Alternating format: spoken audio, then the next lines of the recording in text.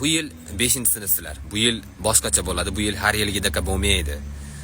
Bu oldingidek hi ha emas. Bu yil nazorat juda kuchli deb har yil aytishardi. Gap o'zgarmaydi, sinf o'zgarib qoladi. Har yili ashi gap. Bu men aytardimi? Agar hozirdan o'qishni plan qilmayotgan bo'lsanglar chiqib ketinglar.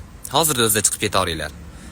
Biz fizikada oz qolgan hammamiz chiqib ketib qolishimizga biz yoshlarga berilgan imkoniyat deb o'ylaganmiz-da, uni tushunyapsizlarmi? Chunki chiqib ketish qiyin edi ba'zida. Masalan, hojatga so'rasangiz ham qiyin. Eng yomoni haligi palonchi kelsa chiqasan deydi-yu, palonchi kelsa bu.